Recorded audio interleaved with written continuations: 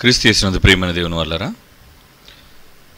ఈ సాయం వేళ సమయానికి కూడి వచ్చిన మీ అందరికీ క్రీస్తు వారి శుభప్రదమైన నామములో ధన్యవాదాలు చెల్లిస్తున్నాను.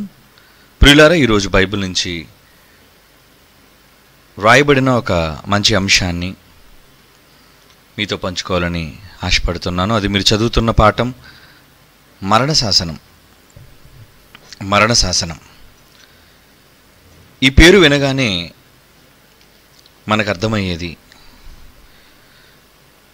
ఒక వ్యక్తిని నేరస్తునిగా నిలువబెట్టి అతనికి విధించే తీర్పు లేదా శిక్ష.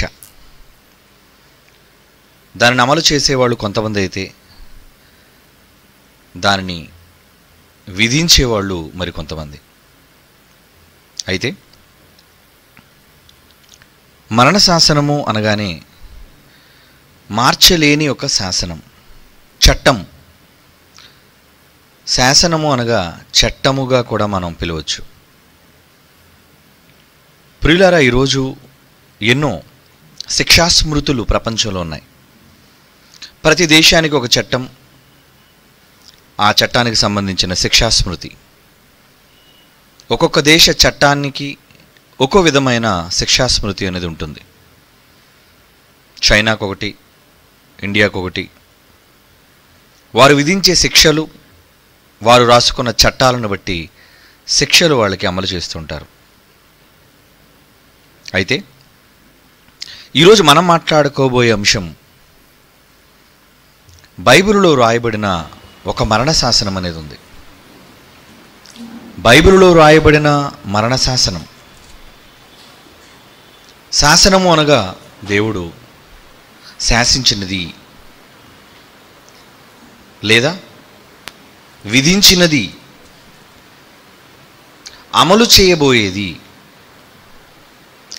ఇది ఎవరికి, ఎప్పుడు, ఎక్కడ, ఎలాగూ దేవుడు అమలు చేశాడు అన్నది మనం ఆలోచించగలిగితే, భూమి మీద తన కుటుంబంగా భావించి ఎవరికైతే జన్మనిచ్చాడో ఆ తొలి కుటుంబంలోని తొలి మానవుడైన ఆదాము, ఆయన భార్య అయిన అవ్వ, మానవ జాతికే మూల దంపతులుగా ఉన్న వీరిరువురు దేవుని మాటను ధిక్కరించి వారు చేసిన నేరానికి గాను మొట్టమొదట దేవుని యొక్క శిక్షాస్మృతి నుంచి వారికి శిక్ష అమలు జరిగింది. అది మీ అందరికీ తెలుసు. ఎందుకు ఆ శిక్ష వారికి అమలు జరిగింది అన్నది మనం ఆలోచించగలిగితే,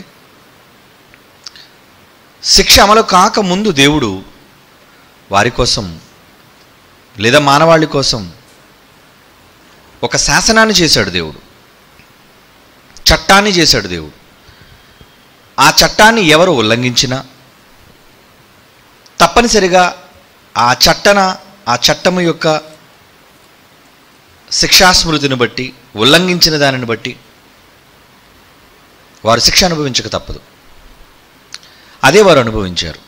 ఇందుకు దేవుడు రాసిన చట్టం ఏంటి? దేవుడు ఏ శిక్షాస్మృతిని బట్టి వారికి చట్టాన్ని రాశాడు అంటే, అది దేవుని శిక్షాస్మృతి అని చెప్పక తప్పదు. దేవుడే వారికి శిక్ష వేశాడు. అయితే వేసే ముందు ఆయన ఏ శిక్ష దేనికి అమలు చేశాడు అన్నది మనం చూడగలిగితే, వెళదాం ఒకసారి ఆదికాండంలోనికి. బైబిల్లో రాయబడిన తొలి పుస్తకమైన ఆదికాండం మరి 3వ అధ్యాయం. వాళ్ళు తప్పు చేసిన దానికన్నా ముందు దేవుడు చెప్పిన దాని కోసం చూద్దాం. 2వ అధ్యాయం 17వ వచనం. ఆదికాండం 2వ అధ్యాయం 17వ వచనం. అయితే మంచి చెడ్డల తెలివినిచ్చు వృక్ష ఫలములను తినకూడదు. ఏమంటే దేవుడు చేస్తున్నాడు చూడండి, శాసనం, చట్టాన్ని చేశాడు దేవుడు. నీవు వాటిని తినుదినమున నిశ్చయముగా చచ్చెదవు అని నరునికి ఆజ్ఞాపించను. నరుడు అనగా ఆదాము, అవ్వ. వాళ్ళు ఇరువురు నరులే, స్త్రీ పురుషులు ఎవరైనా. వీళ్ళంతా నరజాతి కింద వస్తారు. అలాంటి నరులు దేవుని శిక్షకు పాత్రులైపోయారు. ఎప్పుడు? నీవు కొన్నిటిని తినకూడదు అనే ఆంక్ష, కట్టడ, రూల్ దేవుడు పెట్టాడు. అలా పెట్టినప్పుడు 17వ వచనంలో మంచి చెడ్డలు తెలివినిచ్చు వృక్ష ఫలములను తినకూడదు, నీవు వాటిని తిను. ఒకవేళ నువ్వు చట్టాన్ని ఉల్లంఘించి తింటే నిశ్చయముగా చచ్చెదవు. తినుదినమున నిశ్చయముగా చచ్చెదవు అని నన్ను ఆజ్ఞాపించాను. ఇంతకు ఎవరంటున్నారు ఈ మాట? 16వ వచనం.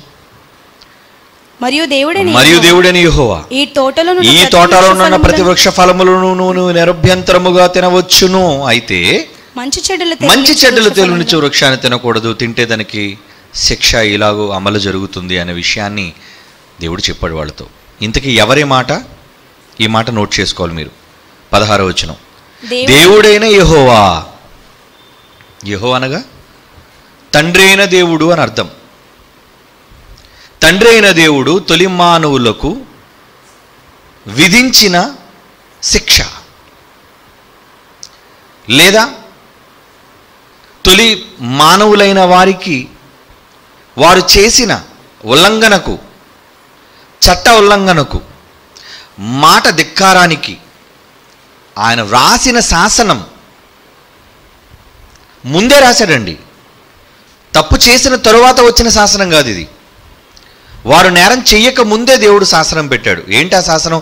ఒకవేళ నువ్వు తింటే తినుదినమున నిశ్చయముగా చచ్చిపోతావు నువ్వు. కనుక ఒకసారి ఆ మాట దేవుని నోట వచ్చింది అంటే అది మనం ఏమనుకోవాలంటే అది శిలాక్షరం. శిలాక్షరం అనగా రాతి మీద చెక్కబడినది. శిల అంటే ఏంటి? రాతిని చూపించేది. అంటే రాతి మీద రాయబడిన అక్షరాలు చెరుగనివి అని, అందుకే శిలాక్షరము అంటారు. ఏ ఒక్కరు దాన్ని మార్చలేనిది. ఒక సిరాతో రాసిన దాన్ని మార్చవచ్చు, ఒక పెన్సిల్తో రాసిన దాన్ని, మరి దేంతో రాసిన పెయింట్తో రాసిన దాన్ని అయినా అవసరమైతే మార్చవచ్చు. కానీ రాతి మీద రాయబడిన మాట చెరుగనిది, అంటే ఖచ్చితమైనది. కనుక దేవుని నోటి నుండి వచ్చిన మాట ఎటువంటి మాట అంటున్నాడు? అది శిలాక్షరం. ఆయన మాటే శాసనం. దాన్ని మనుషులు ఏదో కాపీ కొట్టి ఏదైనా అనొచ్చు, కానీ నిజానికి మనుష్యుల కన్నా సర్వశక్తిమంతుడైన దేవుని మాట, ఆయన మాట శాసనం. నువ్వు ఆ మాటను స్వీకరిస్తే బ్రతుకుతావు, ఆ మాటను ధిక్కరిస్తే చస్తావు. ఇది దేవుడు విధించిన తీర్పు. దేవుడు విధించిన తీర్పు. ప్రియులారా, తొలి మానవుడైన ఆదాము మొదలుకొని ఆయన గర్భాన పుట్టిన సంతతి యావత్తు, అందులో మనం కూడా ఉన్నాం. ఈరోజు సకల మానవాళి, సర్వ సృష్టిలో జీవిస్తున్న నరులందరూ వాళ్ళు ఎలా ఉన్నారు అంటే, వాళ్ళు దేవుని మాటను అంగీకరించేవారుగా ఉన్నారా, లేదంటే దేవుని మాటను ధిక్కరించే వాళ్ళుగా ఉన్నారా అని మనం చూడగలిగితే ప్రియులరా, ఎక్కువ మంది నరజాతులు 199% పైనున్న ప్రజలందరూ దేవుని మాటలను ధిక్కరించే వాళ్ళుగానే మనకు కనబడతారు. అంటే ఎవరైతే ఆయన మాటలు వింటారో వారు విధేయులైన పిల్లలు అన్నాడు, ఎవరైతే ఆయన మాటను ధిక్కరించారో వాళ్ళు అవిధేయులైన పిల్లలు అన్నాడు. ఇలా ప్రారంభం నుంచి మనిషి చూపించిన అవిధేయత అది ఆ కుటుంబానికి, ఆ వ్యక్తికి మాత్రమే చెందితే బాగుంది. కానీ అది తరతరాలకు చెందేదిగా మారిపోయింది. ఆ రోజు దేవుడు విధించిన శిక్ష యావత్తు నరజాతికి అది అమలు జరిగింది. ఎలా? నువ్వు తినవద్దని నేను నీకు ఆజ్ఞాపించిన వృక్ష ఫలాలు నువ్వు తిన్నావు గనుక ఇక మీదట నీ బ్రతుకు ఎలా బ్రతుకుతావని చెప్పాడు? కష్టం. పురుషునికి ఒక శాపాన్ని విధించాడు, స్త్రీకి ఒక శాపాన్ని విధించాడు. ఆ శాపాన్ని బట్టే ఈరోజు మనుషులందరూ కష్టించి శ్రమను చూపవలసిన అవసరత ఏర్పడుతుంది. ఎందుకు శ్రమించాలి? ఎందుకు పొలం దున్నాలి? ఎందుకు కష్టపడాలి అంటే ఆ రోజు మనుష్యులు అందరికీ దేవుడు విధించిన తీర్పు, శాసనం. అలాగే స్త్రీని శపించాడు, నీవు ప్రసవ వేదన మిక్కిలి హెచ్చిస్తాను, నువ్వు చాలా వేదనతో పిల్లల్ని కనాలి అన్నాడు. కనుక ఈ రోజు వరకు స్త్రీ జాతి అంతా వాళ్ళు ప్రసవ వేదనతోనే పిల్లల్ని కంటున్నారు. కనుక ప్రియులారా, వీటిలో మనకు అర్థమయ్యేది ఏంటంటే దేవుడు విధించిన శాసనం, దేవుడు విధించిన చట్టం అందరికీ అప్లై అవుతుంది. ఈరోజు మనం కూడా అంటాం కదా, rule is rule, rule for all. అంటే చట్టం ఏ ఒక్కరికో చట్టం కాదంటాం మనం. చట్టం అందరికీ సమానంగా వర్తిస్తుంది. చట్టం దృష్టిలో అందరూ సమానులే. ఈరోజు మన చట్టానికి మనం ఇచ్చే గౌరవం ఎలా అంటే, ఇందులో నాయకుడని, పేదవాడని, ధనికుడని వర్గభేదాలు లేవు, స్త్రీ పురుష భేదాలు లేవు. చట్టం ముందు అందరూ సమానులే. ఈ చట్టం అందరికీ ఒకేలా అప్లై అవుతుంది.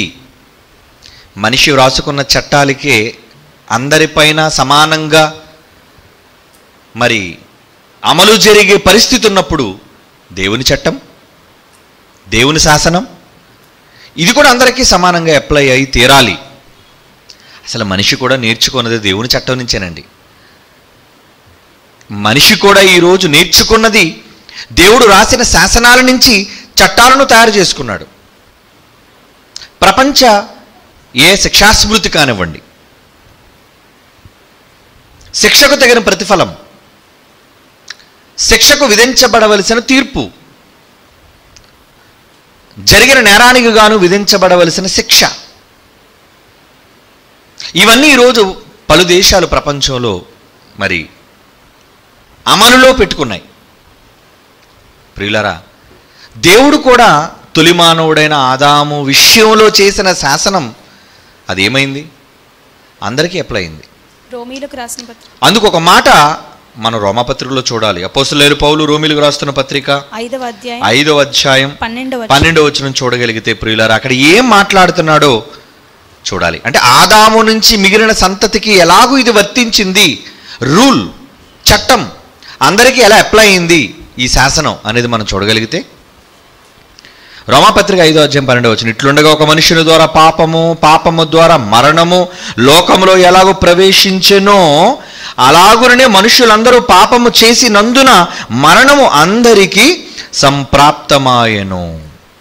ఈ మరణం అనేది అందరికీ సంప్రాప్తమయ్యింది.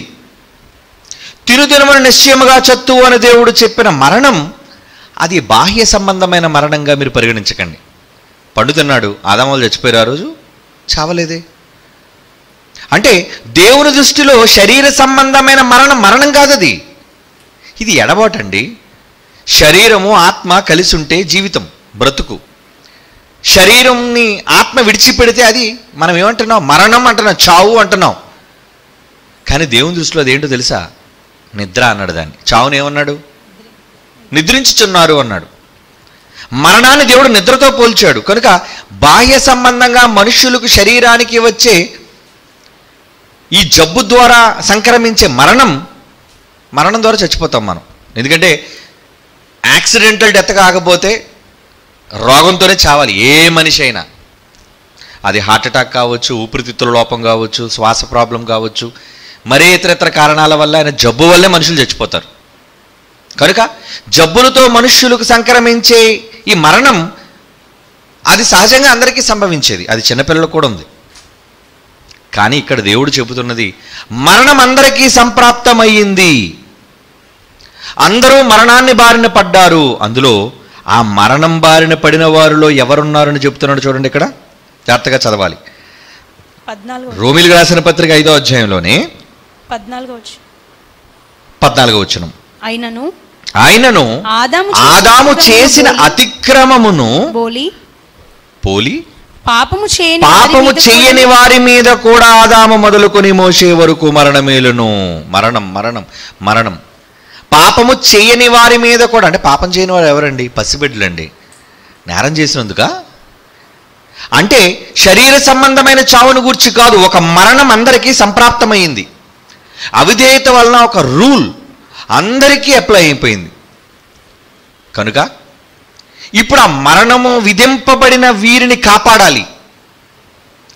ఆ రోజు ఆదామవ్వలు ఏదైనా తోటలో పండు తిను దినమున నిశ్చయముగా చత్తు అన్నప్పుడు ఎందుకు నిశ్చయంగా చావలేదు? ఇందాక మనం చదువుకున్నట్లుగా ఆదికాండంలో 2వ అధ్యాయంలో చదువుకున్నాం కదా, దేవుడు విధించిన తీర్పు, దేవుడు విధించిన శాసనం చావాలి అన్నది, చావు రావాలి అన్నది.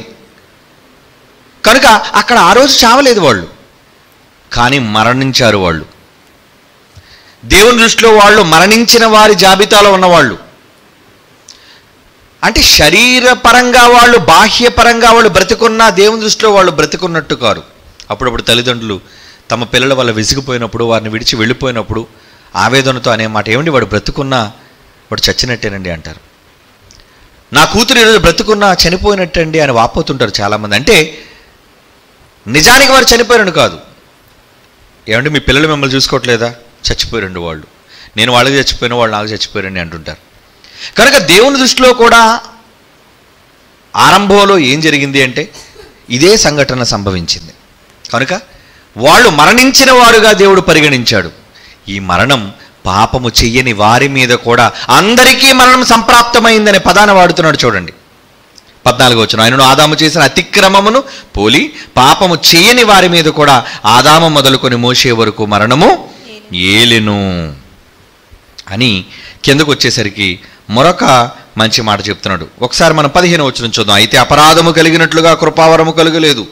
ఎట్లనగా ఒకరి అపరాధము వలన అనేకులు చనిపోయిన ఎడల మరి ఎక్కువగా దేవుని కృప యేసు క్రీస్తు అని ఒక మనుష్యుని కృపచేతనైన దానమును అనేకులకు విస్తరింపచేసెను అంటున్నాడు చూడండి.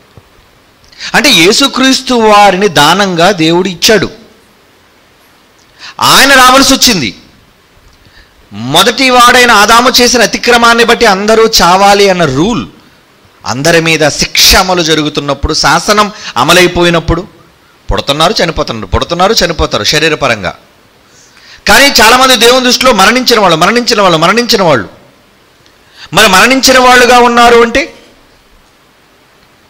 వాళ్ళంతా మరణించిన వాళ్ళుగా ఉన్నారంటే ఏం చేయాలి? వాళ్ళందరినీ బ్రతికించాలి. అవునా? వాళ్ళందరినీ బ్రతికించాలి. మరి బ్రతికించాలి అంటే ఏం చేయాలి చెప్పండి? ఏదో ఒక కార్యక్రమాన్ని దేవుడు సాధించాలి, చేయాలి అనుకున్నాడు. అది ఎవరి ద్వారా? అంటే ఇదిగోండి, ఇప్పుడు మనం చదివిన మాటలో ఒక దానాన్ని దేవుడు చేయాలనుకున్నాడు. అది ఎవరంటే యేసుక్రీస్తు. మరలా చదువుదాం మాట. అయితే అపరాధము కలిగినట్లు కృపావరము కలుగలేదు. ఎట్లనగా ఒకరి అపరాధము వలన అనేకులు చనిపోయిన ఎడల, ఆదాము చేసిన ఒకరి అపరాధం వలన అనేకులు చనిపోయారంట. అనేకులు దేవునికి దూరస్తులైపోయారు, దేవుని దృష్టిలో మరణించిన వాళ్ళుగా మారిపోయారు. కనుక అనేకులు చనిపోయిన ఎడల మరి ఎక్కువగా దేవుని కృపయు యేసుక్రీస్తుని ఒకరి మనుష్యుని కృపచేతనైన దానమును అనేకులకు విస్తరింపచేసెను. అందుకు యేసు రావాల్సి వచ్చింది.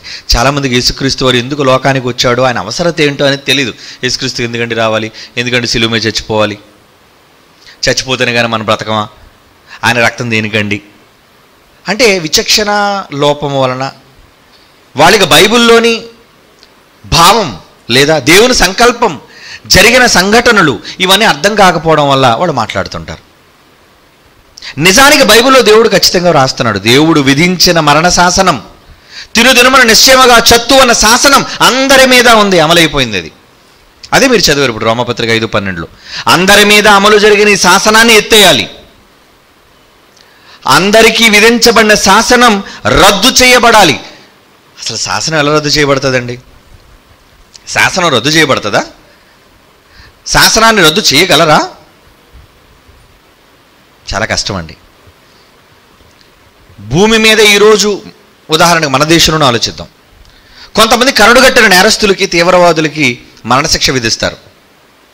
ఈ మరణశిక్ష విధించేటప్పుడు అది క్రింద కోర్టులో కావచ్చు, లేదా అప్పీల్కి వెళ్ళినప్పుడు హైకోర్టులో కావచ్చు, లేదా అంతకు మించి సుప్రీంకోర్టు ఆ న్యాయస్థానంలో కావచ్చు. అక్కడ కూడా వాళ్ళకి ఆ శిక్ష ఖరారు చేస్తారు. చివరిగా వాళ్ళకి క్షమాభిక్ష కోసం ప్రెసిడెంట్ చేతిలో, రాష్ట్రపతి, భారత రాష్ట్రపతి చేతికి అవకాశం ఉంటుంది. అంటే సుప్రీంకోర్టు విధించిన శిక్షను రూపుమాపే శక్తి ఎవరికి ఉంటుంది? చివరిగా రాష్ట్రపతికే ఉంటుంది. ఇక రాష్ట్రపతి కూడా ఒకవేళ దానిని తిరస్కరిస్తే మరణం తథ్యం. దాన్ని ఎవరూ మార్చలేరు. ఎందుకంటే భారతదేశంలో మనకున్న చట్టాన్ని బట్టి, మనకున్న రాజ్యాంగ పరిస్థితులను బట్టి ఆయనే ఉన్నతమైన వ్యక్తి. ఆయన తిరస్కరించాడు అంటే ఇంక దాన్ని కాదని, దాన్ని ప్రక్కకు పెట్టే అధికారం ఈ దేశంలో ఎవరికీ లేదు. ఇక్కడ కూడా దేవుడనే ఒక సుప్రీం దేవుడు కదా. ఈ శాసనాన్ని అమలు చేసింది ఎవరు? లోవర్ కోర్టు కాదు, జిల్లా స్థాయి కోర్టు, హైకోర్టు కాదండి. దేవాది దేవుడు సుప్రీం. ఆయన అందరికన్నా పైన ఉన్నవాడు. అదే కదా బైబిల్లో రాయబడింది. అందరికన్నా గొప్పవాడు, మనుష్యుడు లాంటి వాడు కాడు ఆయన. ఆయన విధించిన ఆ తీర్పు, అందులో మార్పులు జరగడానికి వీల్లేదు. అందులో ఏమాత్రము చెరిపివేతలు ఉండకూడదు. కారణం, ఆయన ఒక మాట అన్నాడు. ఏంటి? నా నోటి వెంబడి ఏది వచ్చినా, ఏమండి, దేవుని నోటి వెంబడి వచ్చిన మాట అది మరలా వెనక్కి తీసుకునే అధికారం ఆయనకు లేదు. ఒకసారి పలికాడు అంటే అది అమలు జరగవలసినదే. ఒకసారి ఆయన ఒక శాసనాన్ని చేశాడు అంటే ఆ శాసనం అమలు జరిగి తీరాలి. కీర్తనల గ్రంథం బైబిల్లో చూద్దాం. కీర్తనల గ్రంథం 89వ కీర్తన 34వ వచనం. 89వ కీర్తన 34. నా నిబంధనను నేను రద్దుపరచను అంటున్నాడు. చూడండి, నా పెదవుల గుండా బయలు వెళ్ళిన మాటను మార్చను. అది ఆయన దగ్గర, ఈ సుప్రీం దగ్గర ఉన్నది ఏంటంటే, ఒకసారి ఆయన ఒక మాట పలికాడు అంటే మరలా ఆ మాట విషయమై రెండో మాట ఉండదు ఆయన దగ్గర. అంటే మనుష్యులాగా అనాలోచితంగా మాట్లాడే వ్యక్తి కాదు ఆయన. దేవుడు అంటే ఎవరు అనుకుంటున్నారు? మనిషి తెలియక పొరపాటు చేస్తాడేమో, లేదు తెలుసుండి పొరపాటు చేస్తాడేమో. దేవుడు మనుషుల్లాంటి వాడు కాడు ఆయన. తప్పు చేసి సవరించుకునేవాడు కాడు ఆయన. ఆయన తప్పు ఎందుకు చేస్తాడు? చేయుడు. అందుకే ఆయన శాసనం గురించి ఏం మాట్లాడుతున్నాడు చూడండి. 89 కీర్తనలో 34వ వచనం, నా నిబంధనను నేను రద్దుపరచను, నా పెదవుల గుండా బయలు వెళ్ళిన మాటను మార్చను. ప్రియులారా, నిజంగా భారత శిక్షా స్మృతిలో ఒక మనిషికి మరణశిక్ష విధించడం అనేది చాలా అరుదు. ఏమంటే క్యాపిటల్ పనిష్మెంట్ అంటారు దాన్ని. అది ఒకప్పుడు చేసేవాళ్ళు ఎక్కువగా, ఉరిశిక్షలు. ఇప్పుడు చూడండి, ఉరిశిక్షలను కాస్త ఎవరో కరడుగట్టిన వాళ్ళకైతే అది మరీ ఇంటి ఇలాంటి వాడు సమాజంలో ఉంటే చాలా ప్రమాదం అనుకున్నప్పుడు వాడికి ఆ శిక్ష అమలు చేస్తారేమో కానీ నిజానికి దాన్ని యావజ్జీవ కారాగార శిక్షగాను, ఏమండి జీవిత ఖైదుగాను అది అమలు చేస్తుంటారు. అంటే చంపడానికి ఇష్టపడదు చట్టం కూడా. దానికోసం ఎంతోమంది వ్యతిరేకతలు, ఎంతోమంది దాన్ని కొట్టివేయాలని ఎన్నో పోరాటాలు సాగిస్తున్నారు నేటి వరకు కూడా.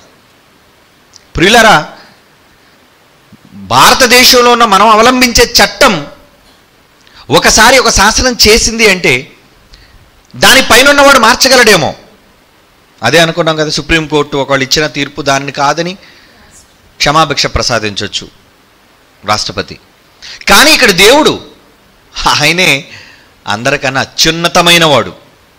ఆయన నోటి వెంబడి బయలు వెళ్ళిన ఏ శాసనమైనా ఆయన మాట దాన్ని ఎవరు రద్దుపరచడానికి వీల్లేదని ఆయనే స్వయంగా చెప్తాడు. నా నిబంధనను నేను రద్దుపరచను, నా పెదవుల గుండా బయలు వెళ్ళిన మాటను నేను మార్చను అంటున్నాడు.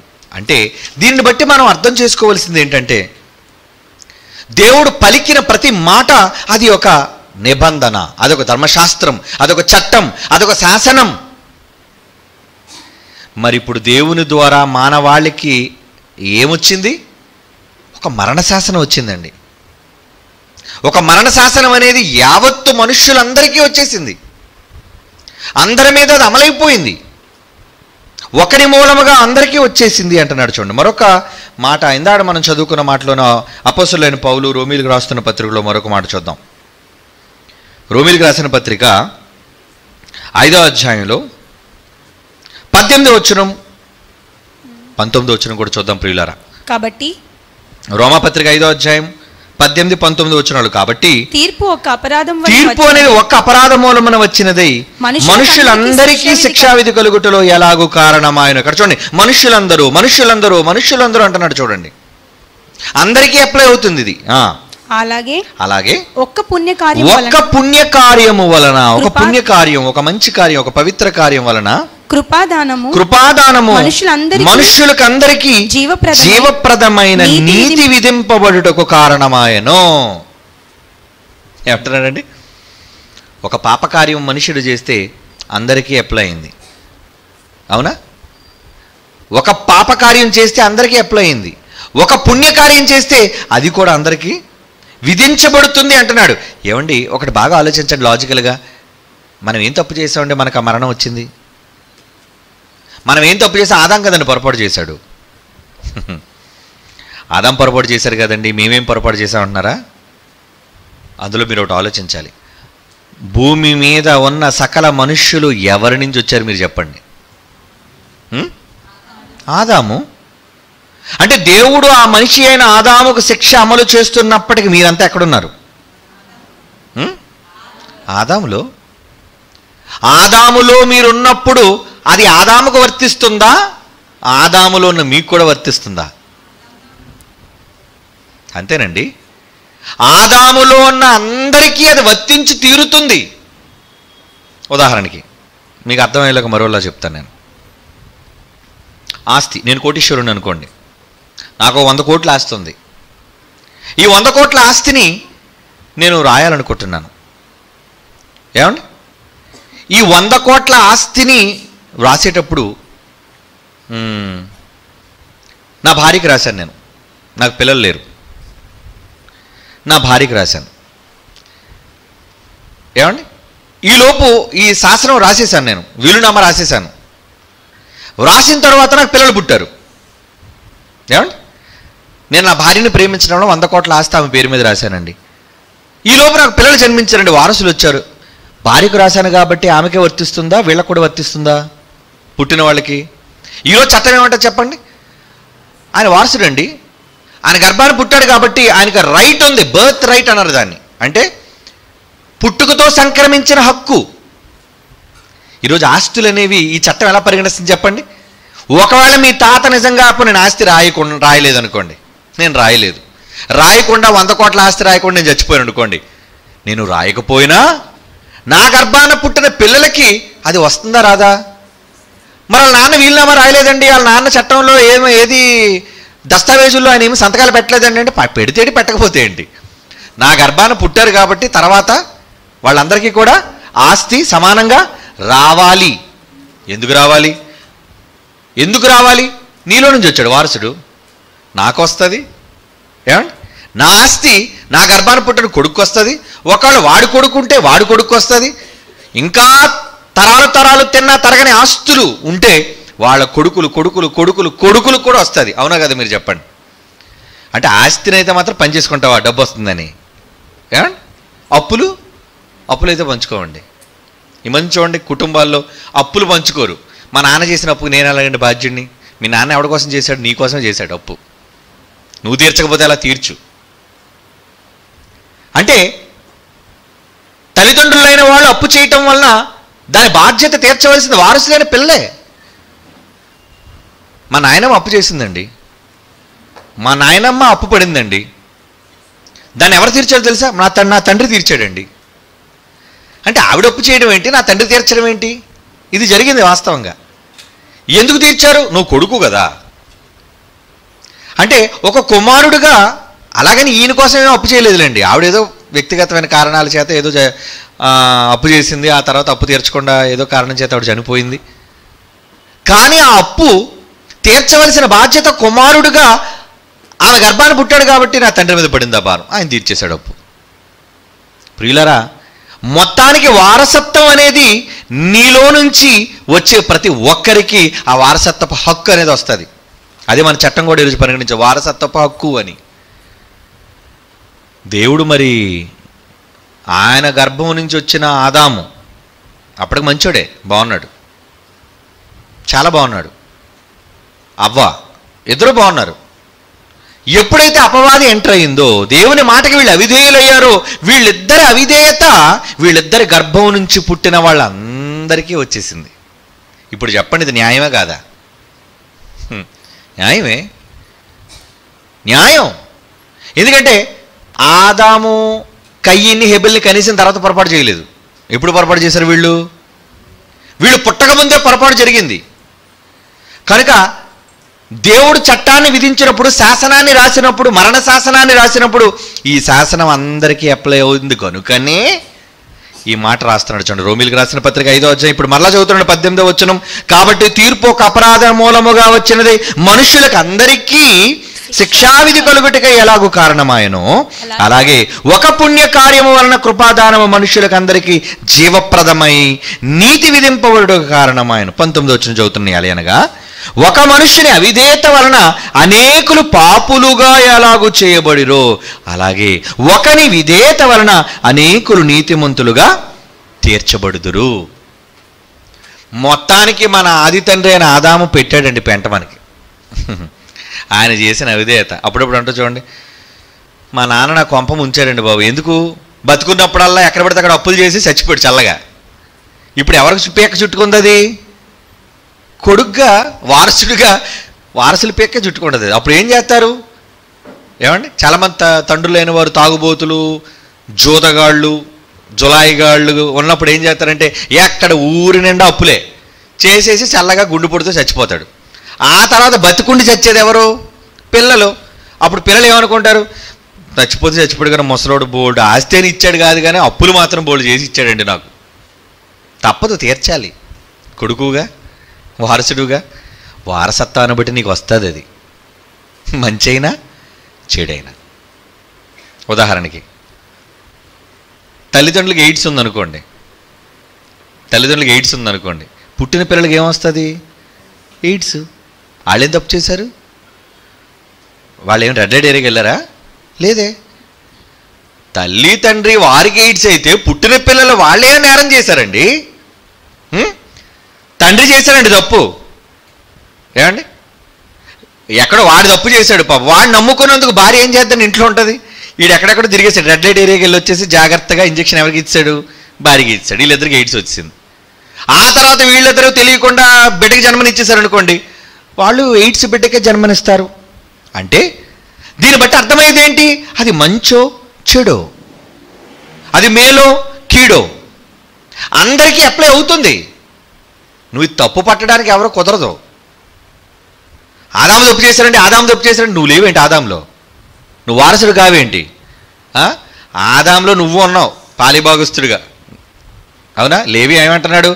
మెల్కీసెదెక దశంభాగం ఇస్తే అబ్రహాము, మెల్కీసెదెకనే ప్రధాన యాజకుడికి దశంభాగం అబ్రహాం ఇస్తే నేను ఇచ్చాను అంటున్నాడు. ఎవరు? లేవి. నువ్వెక్కడున్నావు? హెబ్రీ పత్రిక ఒకసారి చూద్దాం అన్నమాట. హెబ్రీ పత్రిక 7వ అధ్యాయం 10వ వచనం.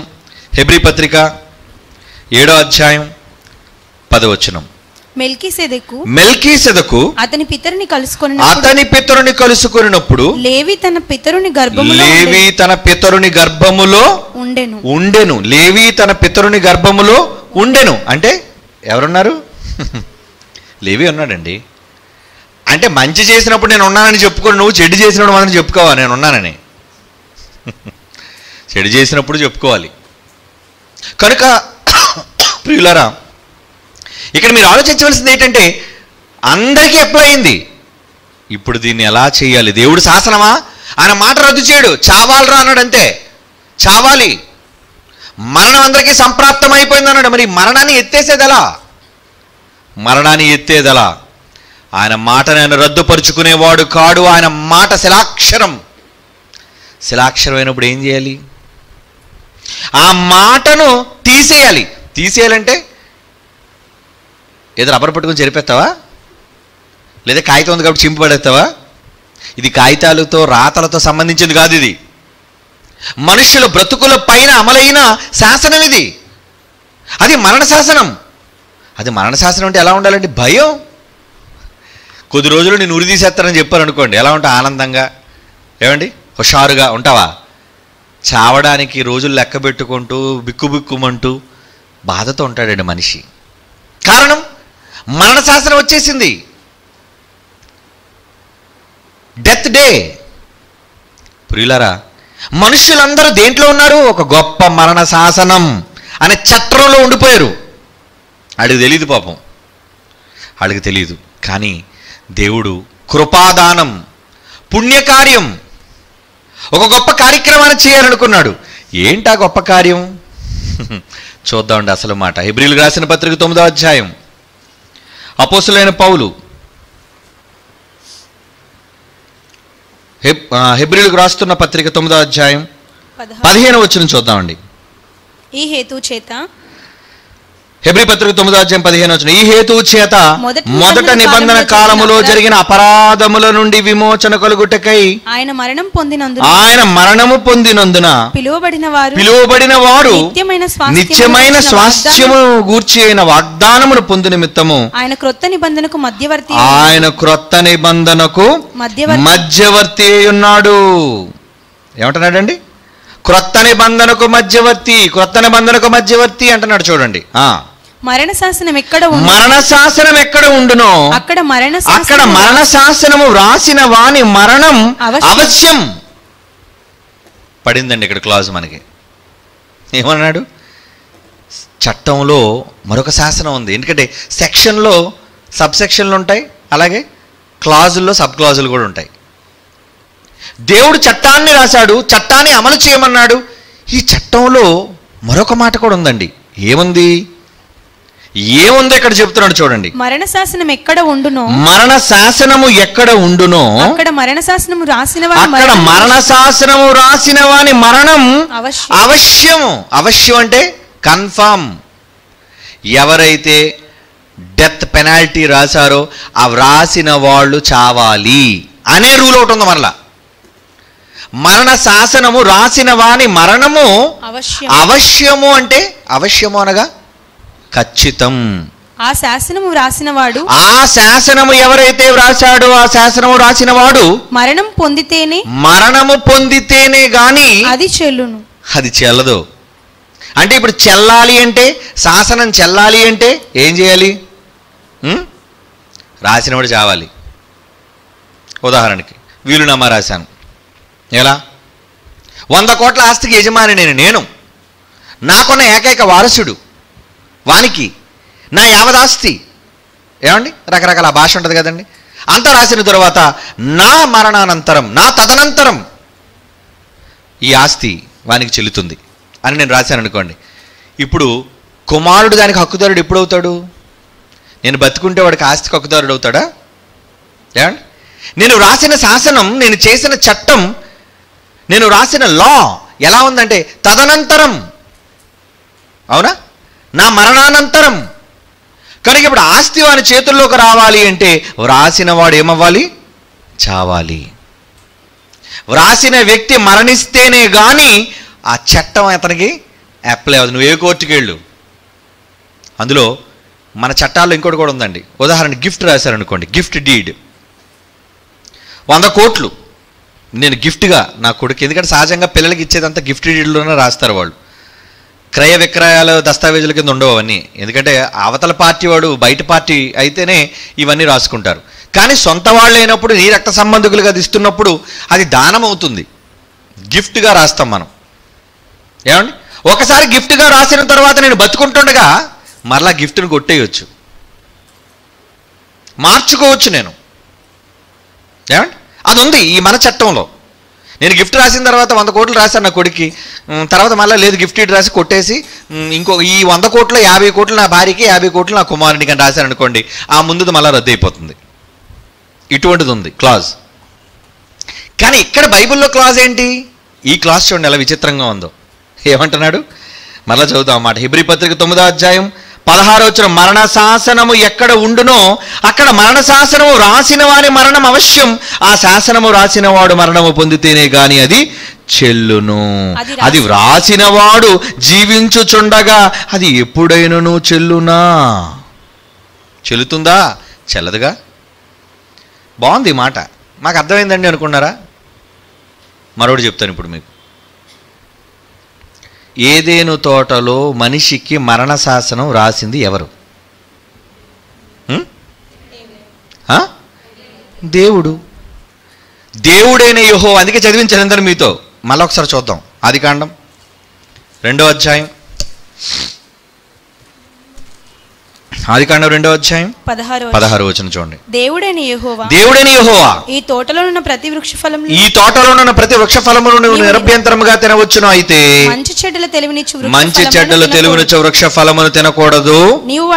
ఒకవేళ నీవు వాటిని తిను దినమున నిశ్చయముగా చచ్చెదవు అనే మరణ శాసనాన్ని రాశాడు. ఎవరు చెప్పారు ఈ మాట? దేవుడైన యెహోవా. మరణ శాసనం దేవుడైన యెహోవా రాశాడు. ఎందుకంటే ఒక్క అపరాధము మూలముగా మనుషులందరికీ వచ్చేసింది శాసనం. అవునా కాదా? ఒకని అపరాధం మూలముగా ఆదాముకి ఎవరిచ్చారు మరణ శాసనం? దేవుడు. అంతేనా? ఆదాముకు దేవుడు శిక్ష విధించాడు. దేవుడైన యెహోవా మరణ శాసనాన్ని ఆయన రాశాడు. మరణ శాసనం ఆయన రాసి మరణ శాసనం ఆయన అమలు చేసినప్పుడు మరి ఇక్కడ క్లాసులోకి వచ్చేసరికి ఇది కూడా చట్టమే. బైబిల్ అంటే ఏంటి? బైబిల్ అంటే ఏంటి? దేవుని చట్టం. యాకోబు దేవుడు నిర్ణయించిన చట్టం అనేది ఉంది బైబిల్లో. బైబిల్ అంటే ఏమనుకుంటున్నారు? బైబిల్ అంటే సెక్షన్లు అండి ఇవన్నీ. బైబిల్ అంటే రకరకాల సెక్షన్లు ఇవన్నీ. ఒక సెక్షన్ మరో సెక్షన్ విభేదించదు, కానీ అన్ని సెక్షన్లకి విలువ ఉంటుంది. మనకున్న IPC, Indian penal code, CrPC, criminal procedure code, ఇలా కొన్ని కోడ్స్ ఉంటాయి. ఈ కోడ్స్లో ఉన్న సెక్షన్లన్నీ ఏంటి, ఒకటి కరెక్ట్గానే 2 తప్పండి, 3 కరెక్ట్గా 4 తప్పండి అనడానికి వీల్లేదు. మొదటి దానికి ఎంత హక్కు ఉందో 100వ దానికి కూడా అంతే హక్కు ఉంటుంది. చట్టంలో రాయబడ్డాయి కాబట్టి. మరి ఇదేంటనుకున్నారు? ఇది చట్టమే. దేవుని వాక్యం చట్టం. ఈ వాక్యం పోని అనుకుందాం, ఇది దేవుడు రాయలేదు కదండి, ఎవరో రాశారు. గ్రంథకర్త అయితే హెబ్రీ పత్రిక ఎవరు రాశారో తెలియదు, కానీ భాషా శైలిని బట్టి హెబ్రీ పత్రిక పౌలు గారు మనం అనుకుంటున్నాం. అయితే పౌలు గారు రాశారా? పోనీ ఎవరో మనుషులు రాశారు. మనుషులు ఎలా రాశారు? 2వ పేతురు పత్రిక చూద్దాం ఒకసారి. 2వ పేతురు పత్రిక 1వ అధ్యాయం. ఇంకో సబ్సెక్షన్ చూద్దాం మనం బైబిల్లో. 2వ పేతురు పత్రిక 1వ అధ్యాయం 20-21. ఒకడు తన ఊహను బట్టి చెప్పుట వలన బట్టి చెప్పుట వలన లేఖనం అంటే వాక్యం, ఏ ప్రవచనము పుట్టదని మొదట గ్రహించుకునవలని అనగా ప్రవచనము ఎప్పుడునూ మనుష్యుడేదో ఇష్టానుసారంగా వాడు బుర్రకు తోచింది రాయలేదు. అది కాదు బైబిల్. వాడు 40 మంది రాసినా, 42 మంది రాసినా, ఎంతమంది బైబిల్ రాసిన వారు తమ ఊహను బట్టి రాసింది కాదు, కానీ మనుషులు పరిశుద్ధాత్మ వలన ప్రేరేపించబడిన వారే. దేవుడు అనే పదం పడింది చూడు. దేవుని మూలముగా పలికిరంటే చివరికి ఇది ఎవరి మాట? దైవోక్తి, దేవుని మాట. అంటే మొత్తం బైబిల్లో మాటలన్నీ కూడా దేవుడు పలికించి రాయించిన మాటలని ఎవరి మాటలు అనమాట? అవి తుదకు చివరిగా దేవుని మాటలే. అంటే ఇప్పుడు హెబ్రీ పత్రిక 9వ అధ్యాయం 16వ వచనంలోని దేవుని మాట చట్టం కాదా? అది దేవుడు పలికింది కాదా? ఆదికాండం 2వ అధ్యాయం 16-17 వచనాల్లో పలికిందే దేవుడి మాట. హెబ్రీ పత్రిక 9వ అధ్యాయం 16వ వచనంలో పలికింది దేవుడి మాట కాదా?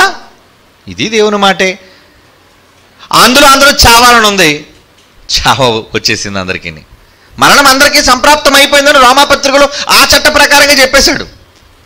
ఈ చట్టం వచ్చేసరికి హెబ్రీ పత్రిక 9వ అధ్యాయం 16 వచ్చేసరికి ఇక్కడ కొంచెం లిటిగెంట్ అంటారంటే చాలా క్లిష్టమైన పరిస్థితి మనకు కనబడుతుంది. ఎందుకంటే కొన్ని కేసులు అండి చాలా ఇబ్బందికరంగా ఉంటాయి.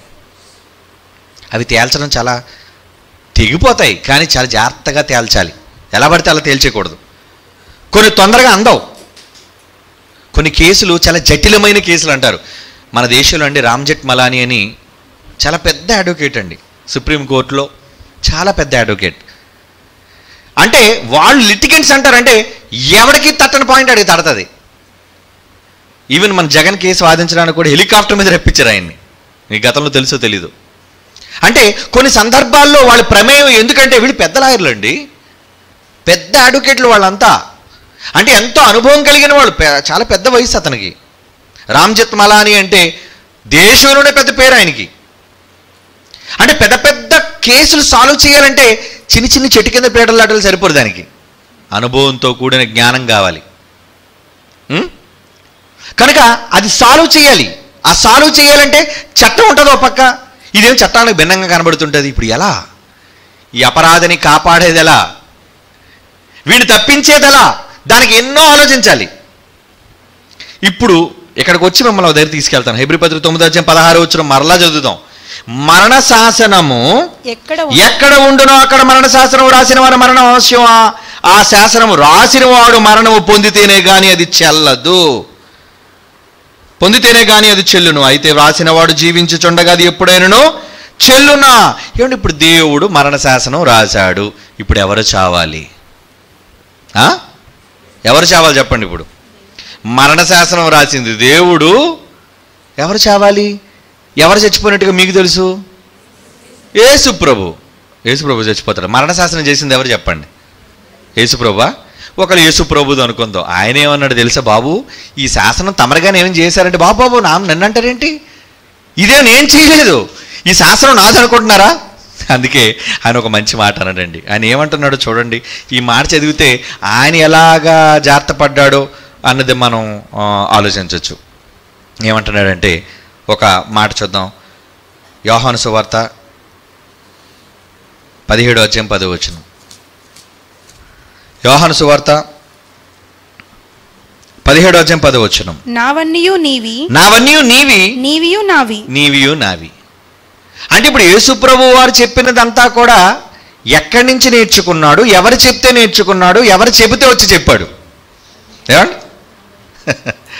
యోహాను సువార్త 12:49 చూడండి. ఎందుకంటే ఎన్ని చట్టాలు, చట్టంలో సెక్షన్లు ఇవన్నీ. ఇప్పుడు ఎన్ని సెక్షన్లు తిరిగేస్తున్నాం చూడండి. యోహాను సువార్త 12:49. ఏలయనగా నా అంతట నేనేమి మాట్లాడలేదు, నేనేమనవలెనో ఏమి మాట్లాడవలెనో దానిని గురించి నన్ను పంపిన తండ్రియే నాకు ఆజ్ఞ ఇచ్చి ఉన్నాడు. అంటే ఇప్పుడు యేసుప్రభు చెప్పింది కూడా ఆయన సొంత ఆజ్ఞలా, లేదంటే దేవుడు చెప్పినవి చెప్పాడా? అంటే అల్టిమేట్గా ఎవరి దగ్గరికి వెళ్ళిపోతుంది శాసనాలన్నీ? శాసనకర్త ఎవరు? దేవుడు అని అనకండి. దేవుడు అంటే ముగ్గురు దేవుళ్ళు ఉన్నారు. తండ్రి అయిన దేవుడా, కుమారుడైన దేవుడా, పరిశుద్ధాత్ముడైన దేవుడా? తండ్రి అయిన దేవుడు యెహోవా. అందుకే యెహోవా అని చదివించాను మీకు ఆదికాండం 2:16. కనుక ఇప్పుడు మరణ శాసనం ఎవరు రాశారు? ఏదైనా తోటలో మరణ శాసనం యేసుప్రభు వచ్చి రాశాడా? ఎవరు రాశారు చెప్పండి? తండ్రి అయిన దేవుడు రాశాడు. మరి ఎవరు చావాలి చెప్పండి? మాట్లాడాలి మీరంతా. తండ్రి అయిన దేవుడు ఇప్పుడు ఎవరిని చంపాలి? సిలువు నెక్కవలసింది ఎవరని గట్టిగా బళ్ళగుద్ది నొక్కి వక్కాణిస్తున్నాను నేను. చెప్పాలి మీరు. ఇప్పుడు అంతా కూడా అడకత్తుల్లో పడిపోయినట్టు అయిపోయింది. ఇప్పుడు నిజానికి మరి చట్టాన్ని బట్టి ఆలోచిస్తే అండి రాసిన వాడే చావాలి. ఇక్కడ ఏమో చచ్చిపోయిందేమో యేసుప్రభు కాదు, యేసుప్రభు చచ్చిపోయాడు కానీ తండ్రి రాలేదు. తండ్రి వచ్చాడు భూమి మీదకి? రాలేదు. యెహోవా దేవుడు చావవలసిన వాడే ఉండగా కొడుకు చచ్చిపోయాడు ఏంటి? ఎక్కడో ఏదో పొరపాటు జరిగిపోయింది. ఆయన మాట శాసనం, ఆయన శాసనంలో నిబంధనలు ఏది మార్చడానికి వీల్లేదు. ఏం చేయాలి? ఇప్పుడు లిటిగెంట్లు లాంటి వాళ్ళు రావాలి. ఇప్పుడు అంటే ఏంటి? మీరు కాదేంటి? మామూలుగా నన్ను పిలుస్తారులేండి క్రీస్తు తరపున న్యాయవాదినని. వాదించాలి కదా అందరి కోసం. ఏమండి? వాదించాలంటే నేను వృత్తికి ఏంటో తెలుసా? By profession. నేను బైబిల్ పట్టుకొని బైబిల్ పక్షాన్ని వాదించేవాడిని. చెట్టు కింద పేట నల్లకోట వేసుకున్న నల్లకాకిలా తిరిగేవాడిని కాదు. నేను ప్రజల మధ్య దేవుని తీర్పులను అమలు చేయడానికి వాదించే, ఏమండి, ఐఎమ్ అన్ అడ్వకేట్, లాయర్, అవునా, కౌన్సిలర్. కనుక ఈరోజు ఇప్పుడు నేను ఏం చేయాలి? చట్టం చూస్తే సెక్షన్ ఎలా ఉంది ఏమండి? చాలాసార్లు కొన్ని అన్సాల్వ్డ్ మిస్టరీస్ అంటారు, కొన్ని చాలా కష్టతరంగా ఉంటాయి. చాలా తెలివిగా ఉండాలండి. నిజంగా నా తండ్రి చిన్నప్పుడు ఒక చక్కని విషయాన్ని చెప్పారు, అది మీకు చెప్పాలనుకోండి. ఈ సందర్భంలో అవసరం అని నాకు గుర్తొచ్చింది, అది చెప్పాలనుకున్నాను. ఏంటో తెలుసా? ఒకడు వీలునామా రాశాడండి కొడుక్కి. ఒకడు కొడుకు, తల్లి లేరు, ఎవరు లేరు, భార్య చచ్చిపోయింది, ఒకే ఒక వారసుడు ఉన్నాడు. వాడు ఇంకా మైనర్, వాడు మేజర్ అవ్వలేదు. వాడికి ఇంచుమించు 500 కోట్లు అండి. 500 కోట్ల ఆస్తిని వాడు ఒక్కగానొక కొడుకు రాశాడు. వాడు మరణశయ్య మీద ఉన్నాడు. తీరాన రోగం వచ్చేసింది, చచ్చిపోతున్నాడు. మరి ఎలా? ఇప్పుడు 500 కోట్లు ఈ చిన్నవాడికి ఇస్తే వాడా అసలు తెలివి లేదు, జ్ఞానం లేదు, అనుభవం లేదు, వాడు చిన్నవాడు వయసులో. అప్పుడు వెంటనే వాడు ఏం చేశాడంటే వాడిని చూసుకోవడానికి ఒక గార్డియన్ పిలిచాడు. గార్డియన్ అంటే అతని యొక్క బాగోగులు, యోగక్షేమాలను చూసుకునేవాడు. గార్డియన్ పిలిచి వీలునామా రాసి, వీలునామా ఎప్పుడు అప్లై అవుతుంది? మేజర్ అవ్వాలి. ఎప్పుడు కూడా వీలు అప్లై అవ్వాలంటే ఏమవ్వాలి? మేజర్ అవ్వాలి. అబౌవ్ 21. అబ్బాయి అయితే 21 దాటాలి, అమ్మాయి అయితే 18 సంవత్సరాలు దాటాలి, అప్పుడు మేజర్లు అవుతారు వాళ్ళు. అప్పుడు ఆస్తికి వాళ్ళకి హక్కు వస్తుంది, ఆస్తి హక్కు. చిన్నప్పుడు వారసుడిగా ఉన్నా దాన్ని ఒక గార్డియన్ చేతిలో పెడతారు. కనుక ఏం చేశాడంటే తెలివిగా చట్ట ప్రకారంగా గార్డియన్ పిలిపించి వీలునామా రాసేసి అతని చేతిలో పెట్టి కన్నుమూశాడు. చచ్చిపోయాడు తండ్రి. గార్డియన్ చదివాడండి, వీలునామా రాశాడు కదా తండ్రి, వీలునామా చదివాడు. ఓకే, బాగా రాశాడు, బాగుంది. సమాధి కార్యక్రమాలు అన్నీ చేశాడు. కొడుకుని చాలా అల్లారు ముద్దుగా కంటికి రెప్పలా చాలా బాగా పెంచాడండి గార్డియన్. పెద్దవాడయ్యాడు, 21 ఏళ్ళు దాటేశాడు, నిండిపోయిన తర్వాత మరి అయ్యా దివాన్ గారు, దివాన్ అనుకుంది, ఎందుకంటే కోట్ల మీద అధికారం ఉన్నవాళ్ళు, ఆస్తులు ఉన్నవాళ్ళు వాళ్ళు దివాన్జీలు అనేవాళ్ళు పూర్వకాలంలో. కొడుకు వెళ్ళాడు వారసుడిగా, పెద్దవాడైన తర్వాత దివాన్జీ గారు, ఒక విధంగా మీరు నాకు తండ్రి లాంటి వాళ్ళు, చిన్న వయసులో నా తండ్రి మీ చేతుల్లో నన్ను పెట్టి కన్ను మూసినప్పుడు మీరే నన్ను సాకారు. అవును నాయన, అది నా బాధ్యత, నా ధర్మం. నిజానికి మీకు చాలా రుణపడి ఉన్నాను దివాన్ గారు. మరి దయచేసి నేను పెద్దవాడిని అయ్యాను కాబట్టి ఈ 21వ పుట్టినరోజు నాడు నాకు వయసు నిండింది కాబట్టి ఆస్తి హక్కు వచ్చింది కాబట్టి దయచేసి నా తండ్రి ఇచ్చిన ఆస్తి మరి నాకు ఇవ్వగలిగితే మరి నేను దాన్ని స్వాధీనం చేసుకుందాం అనుకుంటే, తప్పనిసరిగా నాయన, ఎంత మంచి మాటను అడిగో, చాలా సంతోషం, ఇందులో తప్పే ఉంది అని 500 కోట్ల ఆస్తిలో ఏమంటే పిలిచాడు. అయితే నాన్న నువ్వు రేపు వచ్చాయి, నువ్వు రేపు వస్తే మొత్తం పత్రాలన్నీ రెడీ చేయిస్తానని చెప్పి పిలిపించాడు. ఓకే, వచ్చాడండి కొడుకు. వచ్చేసరికి అతని చేతిలో ఎంత పెట్టాడు తెలుసా? కేవలం 5 కోట్లు మాత్రం అతని చేతిలో పెట్టాడు. ఎంత పెట్టాడు? 5 కోట్లు కుమారుడి చేతిలో పెట్టాడు. పెట్టి ఇదే నాయన నీ తండ్రి నీకు ఇమ్మన్న ఆస్తి. ఆశ్చర్యపోతున్నాడు, అదేంటండి మా నాన్నగారు 500 కోట్లు కదా ఆయనవి, మీరు నాకు ఇచ్చింది 5 కోట్లు, మరి మిగతా ఇంకా ఎంత ఉన్నాయి? 495 కోట్లు ఆస్తుంది. నాకేటండి దివాన్ గారు 5 కోట్లు ఇచ్చారు? నేను న్యాయంగానే ఇచ్చానయ్యా, నీ తండ్రి రాసిన దాన్ని బట్టి నేను ఇచ్చానయ్యా. అవునా, నా తండ్రి ఏం రాశాడు? ఒకసారి నాకు వీలునామా చూపించండి అన్నాడు. వెంటనే వీలునామా తీసుకున్నాడు. ఆ వీలునామాలో తండ్రి ఏం రాశాడు? నా ఆస్తి పలానా ఎక్కడెంత ఉంది, ఏమండి పలానా ఆస్తులు అన్నీ రాసుకొచ్చి చివరిగా మరి దివాన్ గారి చేతిలో నా కుమారుడిని పెడుతున్నాను, నా కుమారుడు పెద్దవాడు అయిన తరువాత అతను ముగింపు మాట, దివాన్జీ నీకు ఇష్టమైనంత సొమ్ము నా కుమారునికి ఇమ్ము అన్నాడు. ఏమన్నాడండి? నీకు ఇష్టమైనంత సొమ్ము నా కుమారుడికి అన్నాడు.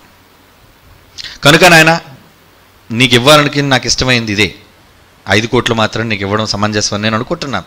నేను న్యాయమే చేశాను, ఎందుకంటే ఇంతకాలంగా నిన్ను పోషించి నన్ను ఆ మీద మీ నాన్నకి నమ్మకం ఎక్కువ. కనుక నీవెలాగా మీ నాన్న తెలివితేటలున్నాయి, నువ్వు బ్రతకగలవు. నేను ముసలోడిని అయిపోయి, నాకు చాలామంది సంతానం, పిల్లలు చాలామంది ఉన్నారు, కుటుంబం, వాళ్ళు నువ్వు సంపాదించుకోగలవు.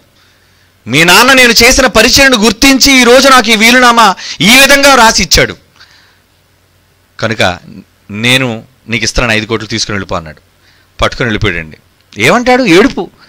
ఆలోచిస్తున్నాడు, ఏంటి మా నాన్న నాకు తప్పు చేయడు కదా, ఏదైనా ఆస్తికి కర్త నేను, అతడికి 495 కోట్లు తీసుకోవడం ఏంటి, నాకు 5 కోట్లు ఇవ్వడం ఏంటి, ఎంత పెంచితే మాత్రం ఏ నాన్న కొడుకు అన్యాయం చేయడుగా అని అడ్వకేట్ దగ్గరికి చూపించాడు. మరొక అడ్వకేట్ దగ్గర చూపించాడు. ఎవరు చేసినా ఏం చేయలేమండి, మీ నాన్నగారు వీలు మరి ఎందుకు అలా రాశారు నాకు తెలియదు, క్లియర్గా రాసినా బాగుండండి, ఎంత ఆస్తి ఎంత పోనా అతనికి ఇమ్మని దివానికి ఇమ్మని, ఎంత ఆస్తి నీకు రావాల్సిందిగా చెబితే బాగుండండి అనుకున్నారు.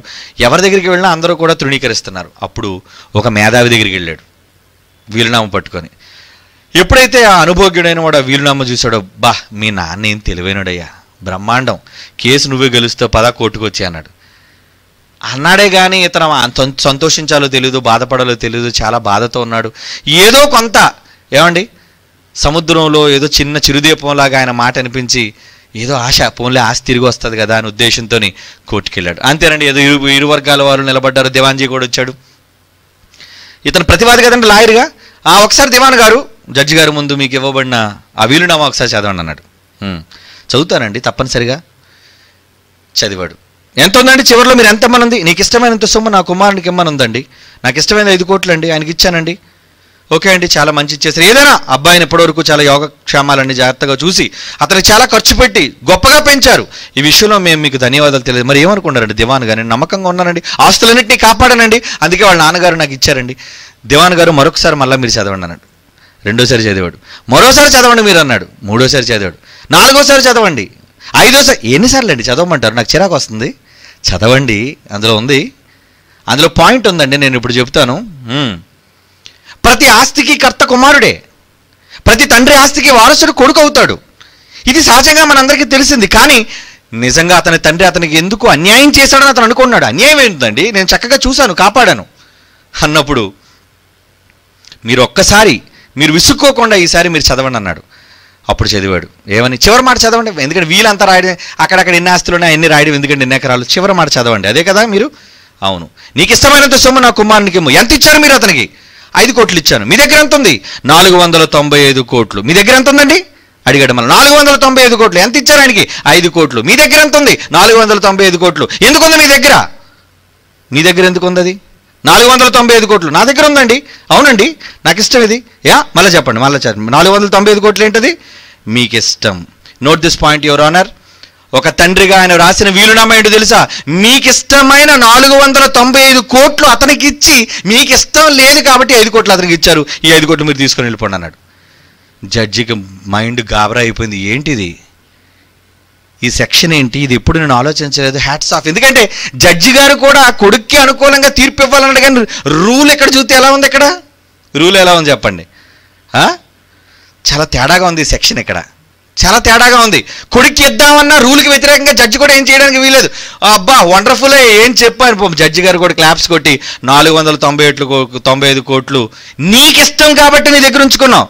నీకు ఇష్టమైన 495 కోట్లు నా కుమారునికి ఇమ్ము అన్నాడు కాబట్టి 495 కోట్లు అతనికి ఇచ్చి, ఇంతకాలం పెంచినందుకు 5 కోట్లు నువ్వు తీసుకొని పో అన్నాడు. That is the judgement. ఇచ్చేశాడు. అప్పుడు ఆ కొడుకు సంతోషించాడండి. నిజంగా మా నాన్న ఎంత తెలివైనడు, ఎందుకు రాశాడబ్బా? అలా రాయకపోతే ఏం జరుగుతుందా? పిల్లాన్ని చంపేశాడు అనుకోండి, ఏ మందు పెట్టేసో. చట్టంలో ఇంకొక రూల్ ఉంది. గార్డియన్ చేతిలో ఆస్తి అంతా ఉన్నప్పుడు కొడుకుగా చచ్చిపోయాడు అనుకోండి, ధర్మ ప్రకారంగా అప్పుడు గార్డియన్కే చెందుతుంది ఆస్తి అంతా. ఎందుకంటే అతనే కదా కర్త, దాని స్వాధీనంలో ఉన్నది. కనుక వీడు ఒకళ్ళు నా కొడుకుని చంపేస్తాడేమో, ఎవడు లేడు ఇంక చూసుకోవడానికి. నా కొడుకుని వీడు చివరి వరకు జాగ్రత్తగా సాకాలి అంటే వీడికి పాయింట్తో నేను రాయాలి. కనుక ఆడు వీలునామా చదివినంతసేపు నాకు ఇష్టమైన తెమ్మన్నాడు కదా, ఇద్దాంలే, బోల్ట్ ఏముంది, ఈయన చంపేయడం ఎందుకు, పసిగొడ్డీడు. ఇన్ని 100 కోట్లు నాకు రాబోతుంటే ఆఫ్టర్ ఆల్ వీడికి ఖర్చు పెట్టేది ఎంత? సరేలే ఖర్చు పెడదాం, నో ప్రాబ్లం అనుకొని, ఎప్పుడైతే జటిలమైన వాడు, లిటిగెంట్ అయిన వాడు ఆలోచించాడు, తండ్రి ఎంత తెలివైన వాడు, కుమారుడికి మంచిగా ఇవ్వండి, కుమారుడికి తన ఆస్తిని ఇవ్వాలనుకోవడంలో ఏ తండ్రి అన్యాయం చేస్తారండి చెప్పండి? ఏ తండ్రి తన కుమారుడికి ఆస్తి రాకుండా అన్యాయం చేస్తాడు మీరు చెప్పండి? తండ్రి ఆస్తి కుమారుని సొత్తు, తండ్రి ఆస్తి కుమారుని హక్కు. అక్కడ ఆ తండ్రికి న్యాయం చేశాడు, ఆ కుమారునికి న్యాయం చేశాడు, అతనికి రావలసిన ఆస్తిని ఇచ్చాడు. ఇప్పుడు ఈ చట్ట ప్రకారంగా దేవుడు చావాలి అన్న శాసనం ఉంది, కానీ యెహోవా భూమి మీదకి రాలేదు కదా. మరణ శాసనం ఎక్కడ ఉండునో అదే మీరు చూస్తున్నారు ఇక్కడ.